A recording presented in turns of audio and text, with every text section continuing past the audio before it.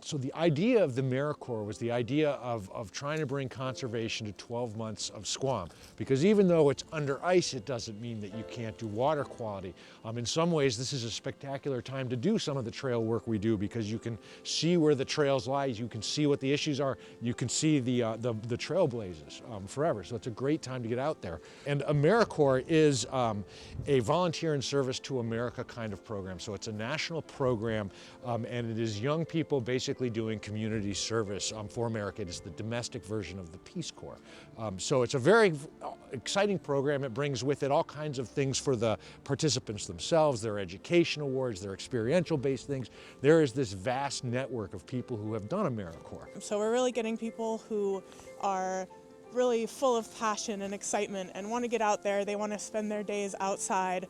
Maybe not so much on a day like today, but when it's summer's on SQUAM, and even in the winter you really get some beautiful time outside. So we're getting those people who are looking to gain that experience, get their foot in the door, and just have a really excellent time while they're here, either for the 5 to 11 months that they're doing this service term. So we get people who come here starting up in January or starting up in May, and they're just floored by the beauty of this area and the stuff that they get to do while they're doing this program, specifically here at the SLA.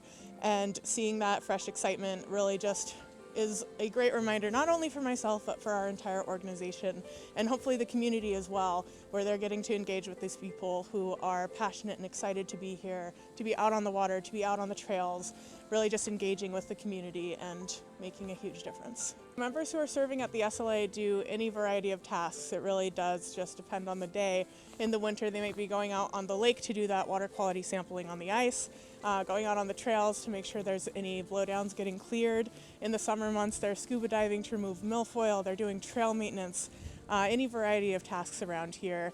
Some of them less glamorous, like campsite caretaking is absolutely amazing. You get to be out on the lake camping for a week, but you also have to maintain composting toilets, which is absolutely imperative to what we do, and almost everybody at our organization has done it at some point, but not everybody's favorite task.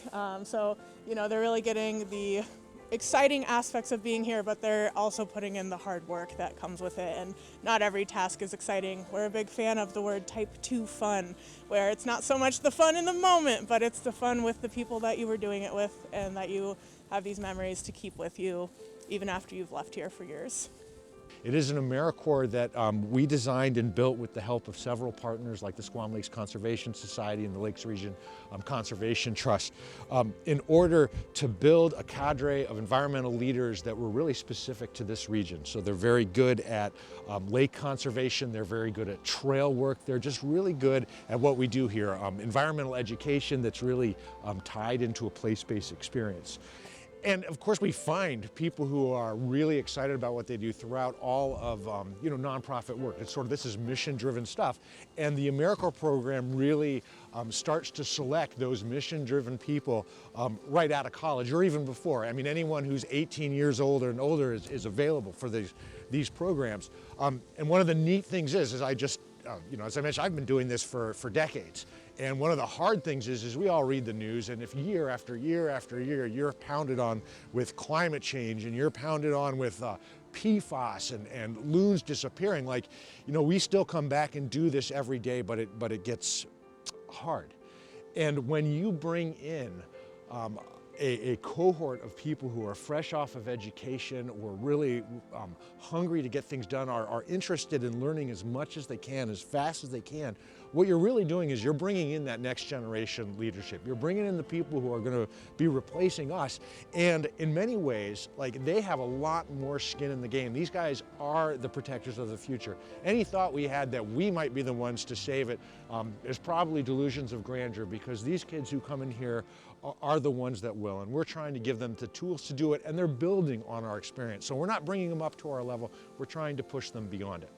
A huge component of this program is providing that foot in the door to this type of career and giving people the opportunity to see what it's like behind the scenes at a nonprofit, decide whether or not trails might be a direction that they want to go, or education, because it can be intimidating not really knowing which way you want to go when the field of conservation is so vast and you can really go any direction with it. So through this experience, we want to give that opportunity for people to figure out what they want to do. Maybe they do want to continue school and find their direction through here, or they figure out that a land trust is the way that they want to go, and they've gained that experience through the program, and that's really what it all means for us.